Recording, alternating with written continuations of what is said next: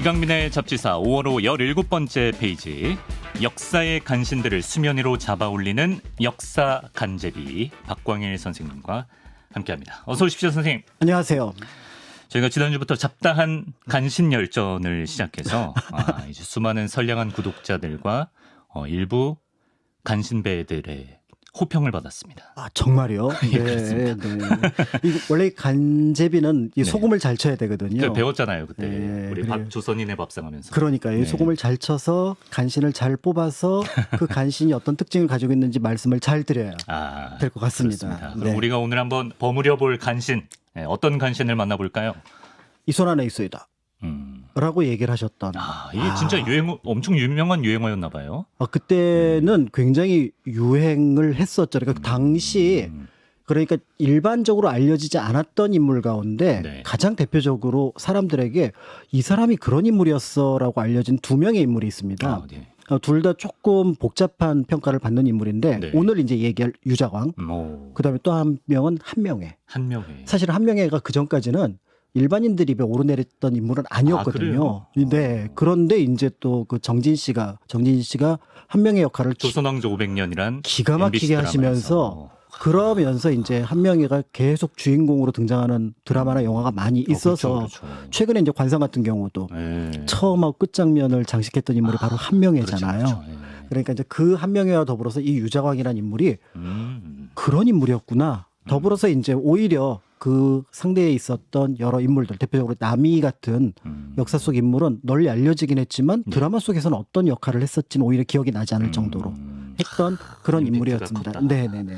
좋습니다. 유자광에 대해서 알아볼 텐데요. 지난 시간에 살펴봤던 김자점은 이제 선생님께서 3번 배신한 남자라고 표현하셨는데 유자광은 어떤 인물이었습니까? 5 고개를 넘어간 인물? 5 고개를 넘어갔다. 네. 그러니까 보통 간신들은 자기의 배경이 될 만한 왕을 꼭 잡고 그 왕과 함께 운명을 다하는 경우가 일반적입니다. 네. 그런데 유자광은 네. 무려 5 왕을 섬기면서 꾸역꾸역 고개를 넘어가면서 와. 자신의 삶에 네. 그러니까 뭔가 어떤 이벤트를 만들어냈던 인물이라는 점에서 그럼 일단 오래 살아야겠네요. 73살? 뭐 이렇게 진짜 살았던 걸로 알고 장수했구나. 있습니다. 그것도 네. 나중에 귀양 가서 5년 살다가 돌아갔으니까 현역에 있었던 걸로 하면은 67, 68 그쯤이었으니까 굉장히 이제 어떻게 보면은 여러 왕과 여러 시간을 보냈던 인물입니다. 이때가 이제 세조 때부터 중종 때까지 세, 예성, 연중 요 네. 격변기였기 때문에 그렇죠. 그 5명의 왕을 모실 수가 있었군요. 그리고 또 이 시기가 네. 격변기이면서 또 굉장히 뭔가 새로운 것들이 만들어지는 시기입니다. 예를 들어 세조 연간에 경국대전이 편찬되기 시작해서 성종 연간에 경국대전이 반포되면서 하나의 원칙이 만들어졌고요. 네. 이 원칙을 지키려고 하는 세력과 이 원칙에 반발하는 세력이 부딪혔던 게 연산군 때고요. 그 연산군 때의 혼란기가 계속 유지되면서 굉장히 위험한 시기를 만들었던 게 중종. 이런 시기였기 때문에 그 세조에서부터 중종까지의 시기는 한편으로는 그 흐름의 어떤 격변의 모습을 보여주면 또 한편으로는 뭔가가 정립되어가는. 그래서 조선이라고 하는 정치의 형태 그리고 조선이라고 하는 사회의 일반적인 모습이 네. 이 중종 연간을 지나면서 요러면은 요거는 조선 때가 아닐까? 요거는 고려랑 좀 차이가 나는데 라고 느껴졌던 요 모습이 요 시기에 갖춰집니다. 새로운 틀을 갖춰가는 그런 시기였다. 그렇습니다. 요 5명의 왕이 거쳐간 시대를 25분 안에 우리가 살펴봐야 되기 때문에 부지런히 하지만 또 조급해하진 않으면서 한번 가보도록 하겠습니다. 금방 가죠 뭐. 예, 그럼요. 네. 예. 유자광 하면 말이죠, 여러분. 출신 이야기를 안 할 수가 없습니다. 바로 얼자 출신이라는 건데요. 선생님, 얼자는 조선시대 어떤 존재였습니까?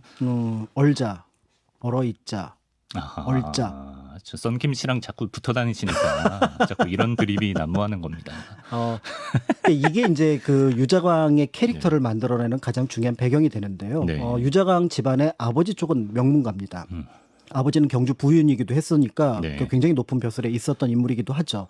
그런데 어머니는 천한 종입니다. 종. 네, 그러니까 양반이 정식으로 예를 갖춰서 혼인한 부인에게 나오면은 당연히 그 양반이 되는데 네.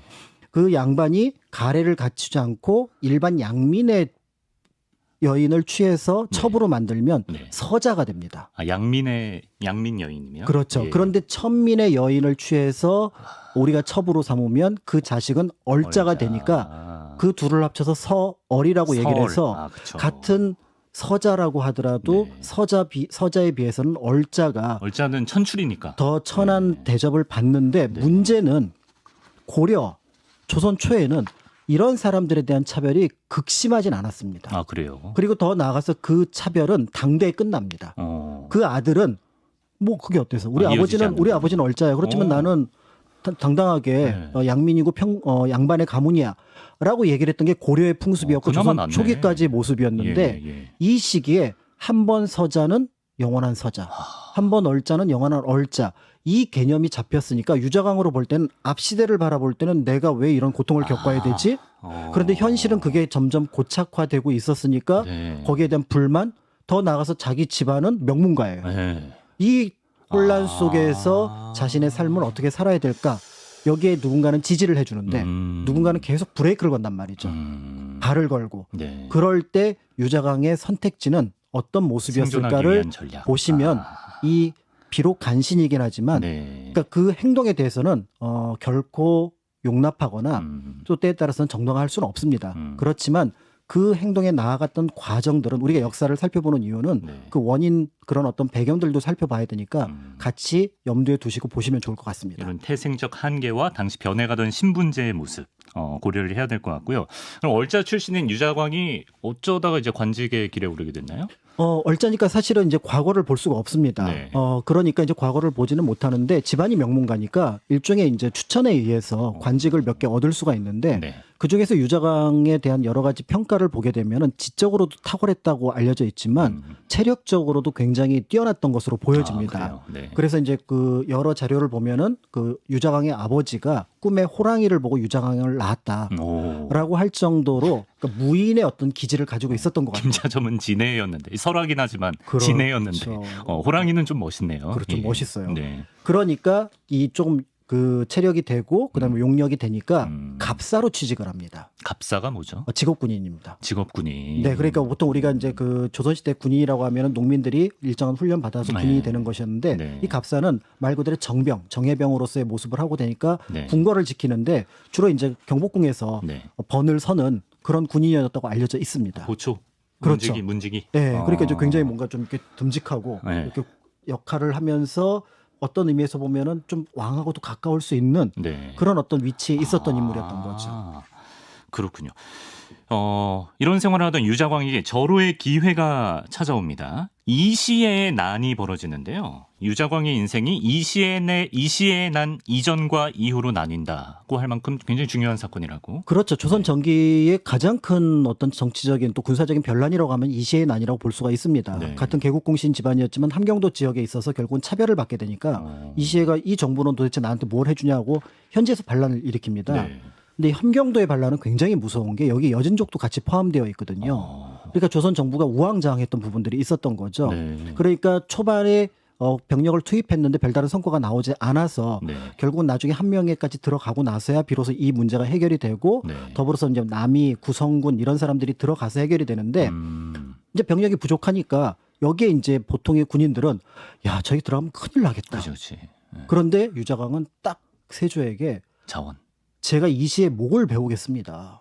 왕이 그렇게 얘기할 기회가 있어요? 아마 올려서 얘기를 했던 것 같아요. 상소를 올려서. 네, 그리고 그 세조 때까지만 하더라도 그 위아래의 격차가 크지 않으니까 짐작하시겠지만 그 세조 같은 경우는 이렇게 탁 사냥하고 내가 왕이 될 상인가 뭐 이런 어떤 톤을 가지고 있었으니까 그럼 네가 목을 배워 오겠느냐 하니까 실제로 나가서 전투에 이제 참여를 하고 더 나아가서 그 참여하는 과정 속에서 면담이 아마 성사가 됐던 것 같은데요. 왕이랑요?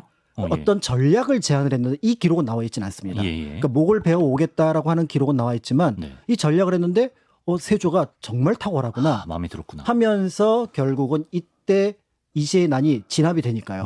그러면서 돌아온 유자광에게 병조의 벼슬을 내립니다. 병조면 되게 높은 거 아니에요? 그렇죠. 더 나아가서 인사를 담당하는 병조 좌랑의 벼슬을 주게 되니까 이제 여기에 대해서 신하들이 아니 서자인데 얼자인데 그리고 관직을 지금 뭘 해본 적이 없는 사람한테 인사를 담당하는 관직을 준다고요?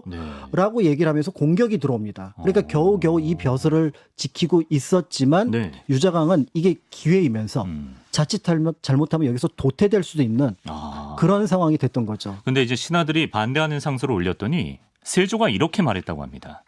너희들 가운데 유자광 같은 자가 몇 사람이냐. 나는 절세의 재주를 얻었다고 생각하니 다시는 말하지 말라. 그렇죠. 그러면서 유자광에게 별도의 벼슬을 하나 내리는데 자신을 호위하는 장군의 벼슬을 하나를 더 내립니다. 그리고 나서 당시 이제 조선 전기의 왕들이 그렇게 또 피부병을 많이 앓았잖아요. 그렇더라고요. 네, 그러니까 이제 다니고. 예. 세조 역시 이제 온양으로 행차를 하게 되는데 유자광을 끌고 가고요. 이제 보통 이런 왕의 행차가 있게 되면 그 지역에는 민폐를 끼치거든요. 신경 쓸 게 많으니까. 네, 그러면 이제 그 지역에서 특별한 과거 시험을 엽니다. 예. 네, 그래서 그 지역 사람들도 오고 그다음에 왕의 호종들 중에서도 좀 뭐 이렇게 신분이 낮거나 벼슬이 낮은 사람들은 그 과거 시험을 보도록 하고 그러니까 유자광 보고 아마 시험을 보라고 했던 것 같아요. 약간 특채 느낌으로. 예. 그런데 떨어뜨렸네요. 떨어뜨렸어요? 신숙주가. 신숙주가. 네. 이제 신숙주와 한 명이니까 다 요때구나. 그렇죠. 예. 그러니까 신숙주가 떨어뜨린 거를 했더니 세조가 부릅니다. 신숙주하고 세조가 정말 친하거든요. 네네. 그러니까 그 집현전 학사 중에서 첫 번째로 포섭한 인물이 신숙주고요. 둘이 동갑이에요. 네네. 그러니까 이제 부른 거죠. 왜? 왜? 그랬더니 뭐 문장이 기괴하고 너무 뭐 어쩌고 이렇게 얘기를 했던 것 같아요. 신숙주는 엄청난 대학자니까 딱 보는 순간 이게 문장이 약간 그러니까 멋이 들어간 그 꾸밈의 문장이었다고 봤던 것 같아요. 내용보다는.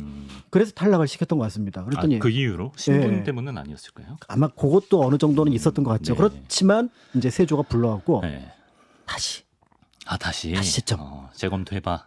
좀 채점. 그래서 다시 채점해서 장원됩니다. 이럴 거면 왜 시험을 보고. 네. 그래서 세조의 명인데. 삼품으로 벼슬이 조금 더 올라가게 되는데요. 네. 실제로 벼슬이 올라갔지만 관직에 오래 있지는 못합니다. 네, 그렇지만 이렇게 이제 세조의 총애를 등에 업고 있다는 점에서 이시의 난 그렇지만 이제 이게 세조의 어떻게 보면 치세의 끄트머리에 있었던 일이거든요. 그러니까 세조가 만약에 승하하게 되면은 유자광은 입지가 좀 불안해질 가능성이 충분히 있었다고 볼 수가 있는 거죠. 참고로 이제 직업군인 갑사에서 정삼품에 오르기까지 고작 8개월밖에 안 걸릴 정도로 벼락승진이었다고 합니다. 자, 이제 말씀하신 대로 세조가 이제 머지않아 죽게 되고요. 이제 유자광 입장에서는 위기를 맞게 됐는데요. 이제 그 다음이 보면 세조 다음이 약간은 좀 존재감 없게 느껴지는 예종이거든요. 그렇죠. 예종. 예종 치세는 인종 치세하고 더불어서 거의 눈에 띄지 않는데 그나마 예종 치세에서 눈에 띄는 게 남이의 옥. 남이의 옥. 그래서 남이와 분분 아니고 남이의 옥. 그래서 남이 장군과 관련된 옥사. 가 일어납니다. 어떤 일인가요? 그러니까 잘 알려져 있는 것처럼 남이 장군은 26살에 그 병조판서가 됐던 인물이에요. 그러니까 우리나라로 치면 26살이 국방부 장관을 했는데 그 배경에는 능력과 더불어서 한편으로는 그 집안이 이제 태종의 가문이잖아요. 그 사위 가문이거든요. 그러니까 자연스럽게 이제 굉장한 남이라고 하는 인물은 촉망받는 인물이었는데 이분이 겸손함이 없네요. 너무 젊을 때 실력이 있는 데다가 집안도 좋은데 겸손함이 없어요. 그러니까 그걸 가만히 보고 있었던 예종이 뭐지? 이런 생각들을 하고 있었던 상황이었고 그러면서 당대에 이제 세조에서 예종으로 오는 과정 속에서 구 대신과 신 대신이 약간 묘한 어떻게 보면은 신경전을 벌이고 있는 상황이었던 거죠. 특히 이시의 난으로 부각됐던 새로운 공신들이 볼 때는 세조의 그러니까 정난 공신들이 볼 때는 마음에 안 들고 예종이 이들을 데리고 있으려고 하니까 이들은 너무 잘난 척을 하고 그러니까 요 사이에 이 남이라는 인물을 중심으로 해서 뭔가 일이 벌어지고 있는 참이었는데 마침 남이가 혜성이 이렇게 쭉 떨어지는 걸 보고 새로운 세상이 올 건가? 뭐 약간 혼잣말 느낌으로 그런 느낌이었던 것 같아요. 근데 그게 어떻게 유자광 귀에 들어갔나 봐요. 혜성 보고 그냥 한마디 했는데. 그러니까 이 얘기가 예종에게 흘러 들어갑니다. 유자광이 고변을 해서. 약간 역모를 엮었구나. 그렇죠. 그런데 이제 짐작하시겠지만 조선의 역모라고 하는 거는 실제로 역모를 하는 경우도 있지만 역모에 걸려 들어가면 고문에 의해서 고문이 공식화되어 있잖아요. 그러니까 이른바 취조의 무력을 동원할 수 있기 때문에 결국 남이 같이 머리 좋은 사람은 딱 이거 보는 순간 빠져나갈 방법이었구나. 라는 생각을 하고 포기를 해버립니다. 그래서 남이는 잡혀오자마자 오히려 자신을 구하지 않았던 수많은 대신들을 그냥 물고 들어가요. 그러면서 이 남이의 옥은 남이의 죽음, 강순 같은 80인 다 된 노인도 같이 죽음을 당하면서 네. 끝나게 되지만 예종으로 볼 때는 어떤 면에서 볼 때는 조금은 자기의 정치적으로 조금 뭔가 안정을 잃었다. 이런 판단을 하게 되면서 유자광이 좀 고맙게 느껴지는. 그렇죠. 유자광에게 이제 공신 칭호를 주면서 마침 이 시에 난을 정벌했는데 공신을 못 받은 거예요. 그래서 그걸 추가로 적개 공신을 추존을 하면서 2개의 네. 공신 지위를 받게 되는 그러면서 이제 예종 시기에 우리가 알고 있는 유자광은 네. 빠른 성장을 예측했는데 예종이 빨리 죽어버렸죠. 아, 그렇지. 예종이 13개월 만에 그렇죠. 죽었죠? 1년 1개월, 1년 2개월 만에 죽어버리니까 네네. 이 빠른 스피드가 네.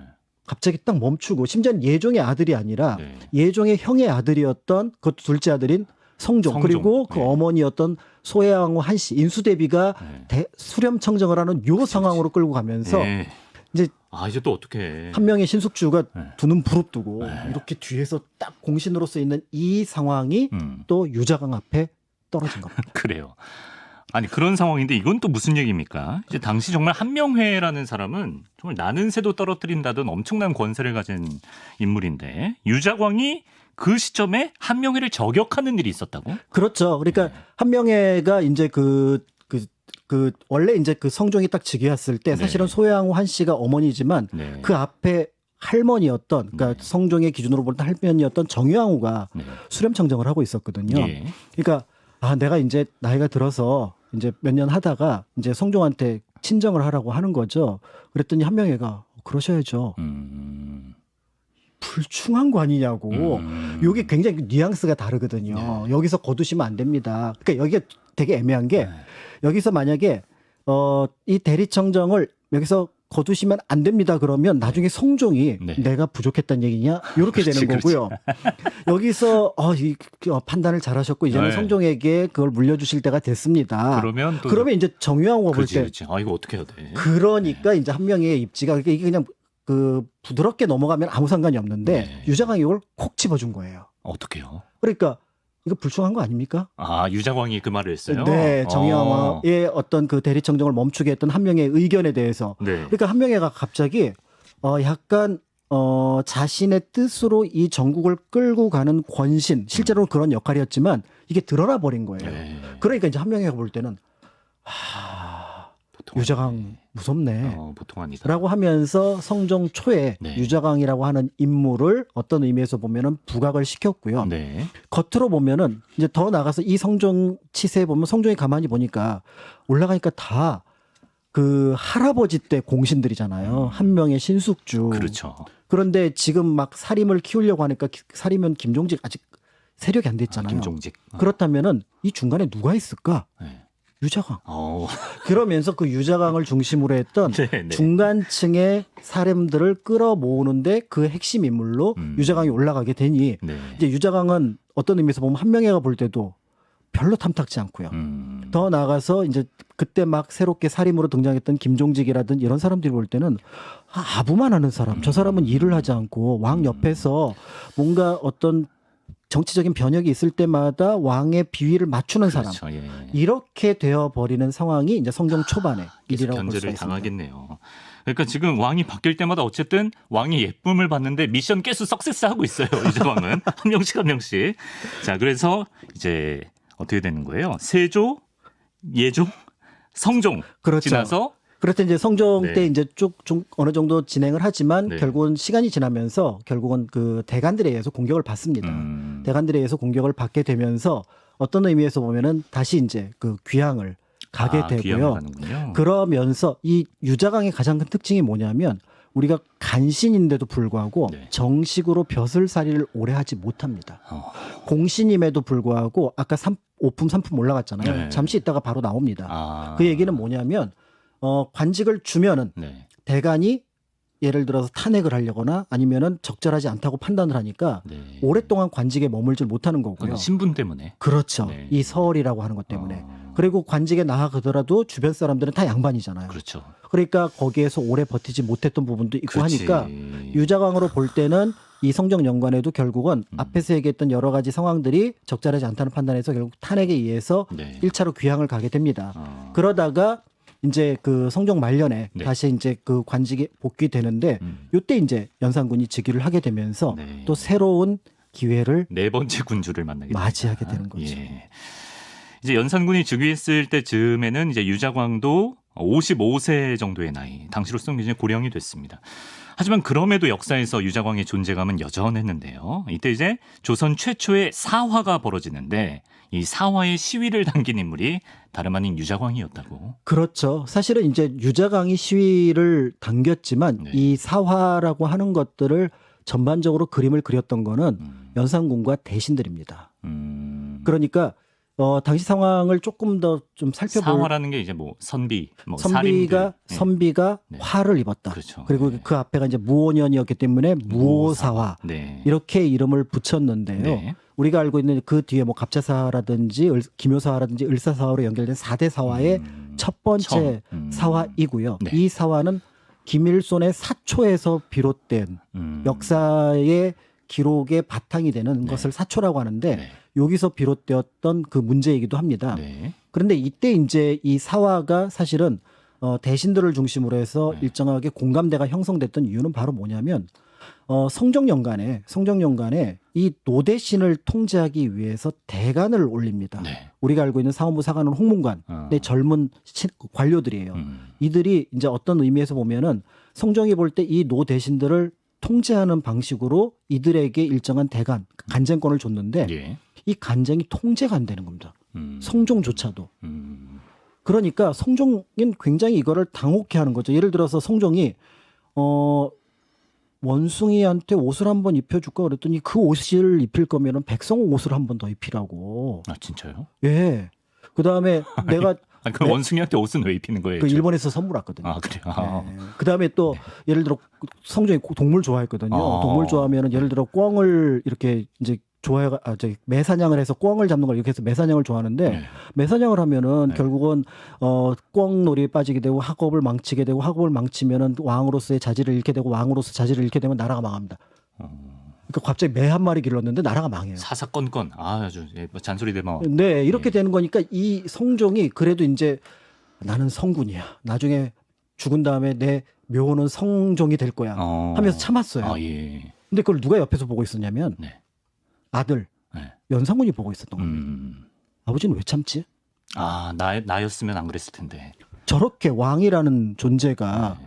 저 대관들이 쫑알쫑알쫑알하는데 이거를 계속 참고 있네. 아버지는 왜 이렇게 좀 무르시지? 그렇죠. 왕권을 좀 더 키워야 될 텐데. 맞습니다. 그러다가 이제 성종이 이제 그 돌아가고 나서 10대 후반의 나이로 연산군이 즉위를 했는데 처음에는 연산군도 가만히 있었죠. 네.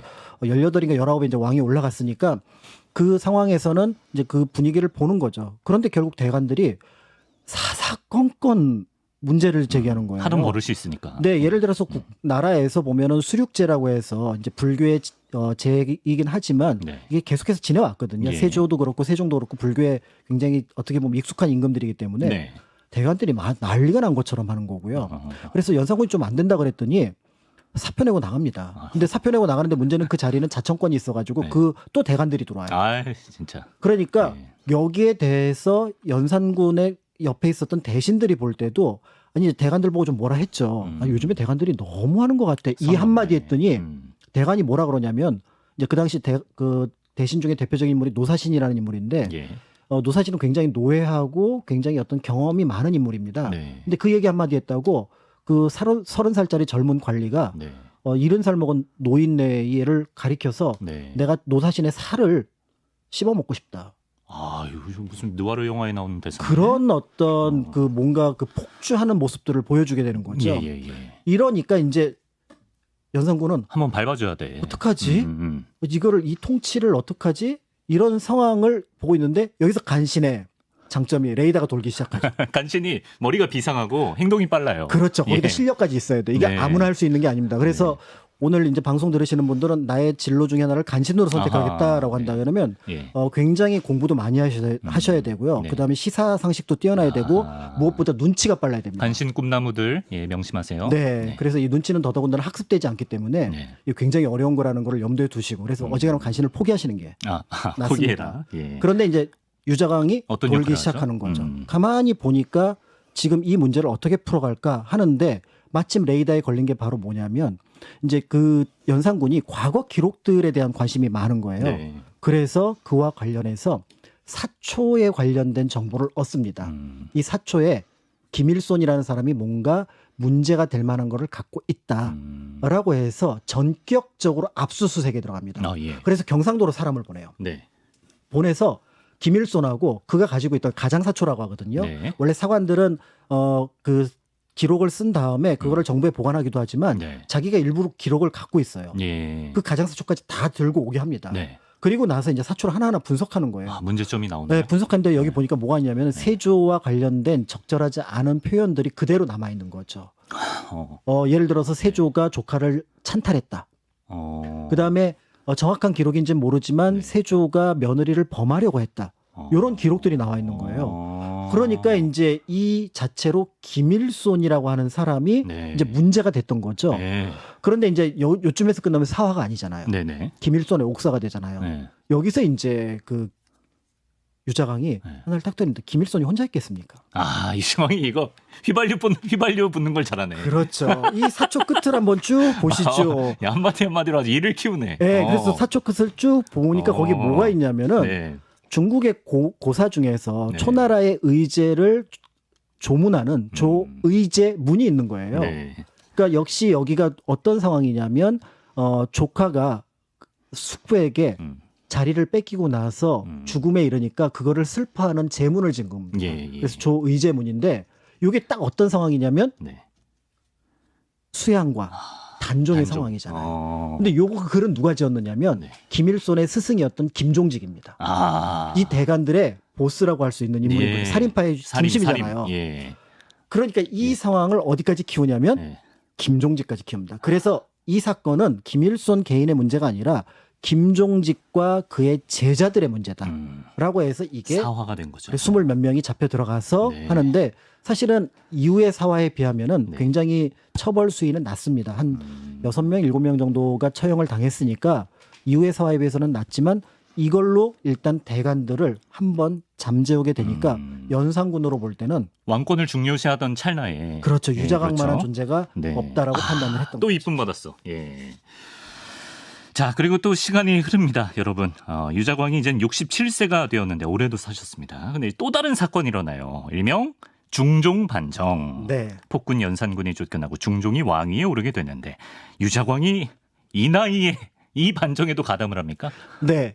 이제 그 무오사 때는 사실은 연산군은 일반적인 왕하고 크게 차이는 없는데 갑자사화 자기 어머니가 죽은 것과 관련해서는 사실은 폭주를 하거든요. 예. 이때는 사화라고는 하지만 훈구 대신들도 다 피해를 입습니다. 예. 그런데 이제 이 폭주를 하는 과정 속에서 대부분의 대신들이 딱 느끼는 거죠. 이 옆에 있으면 나 죽겠는걸?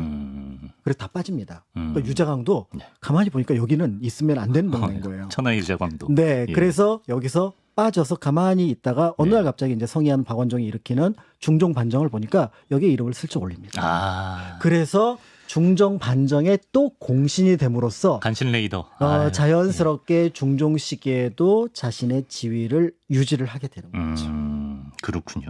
근데 사실은 근데 이때는 유자강이 아니더라도 연산군대의 대부분의 관료들은 중종 반정의 공신입니다. 그게 대세였다. 네, 왜냐하면 연산군이 워낙에 그 폭정을 휘두르다 보니까 네. 소수의 관계자들을 제외하고는 전부 연산군을 떠난 상황이었다라고 보시면은 유자강이 이때 중종 반정에 참여한 것도 심지어 1등 공신에 이름을 올렸다. 네, 일동 공신도 많아요. 공신이 그래요? 굉장히 많습니다. 맨 처음으로 이름을 올렸다고 하니까 나이에 비해서 굉장히. 네, 그래서 이제 자연스럽게 이제 또 한 번 고개를 넘어서 중종의 고개까지 갔습니다. 아니 이거 무슨 포레스트 검프도 아니고 이거 무슨 이시에 난 남이의 옥 모사와 중종반정 네. 무슨 격동 70년 보는 느낌인데 격동 70년이기도 하죠. 유자광의 최후는 어떻게 됐는지 짧게 예.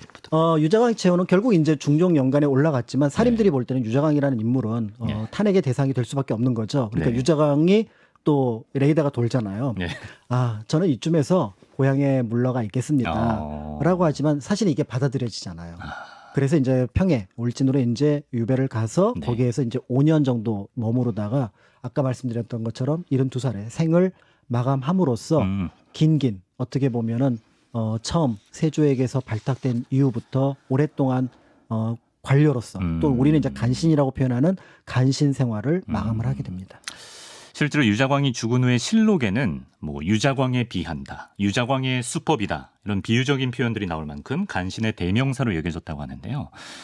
근데 저는 그 지난 시간 김자전 편에 비하면 이 사람은 진짜 대놓고 누가 봐도 간신이다 이런 느낌은 좀 덜 했던 것 같은 게 일단 유자광은 얼자 출신으로서 그렇죠. 계속 끊임없이 견제와 공격을 받았고 그 과정에서 자기가 더 독하게 행동을 해야 뭔가 살아남을 수 있으니까 그런 시각으로도 볼 수 있을 것 같거든요. 맞습니다. 네. 만약에 조선 후기 같으면은 어떤 의미에서 보면은 이런 자리까지 올라가지 못했을 가능성이 있고요.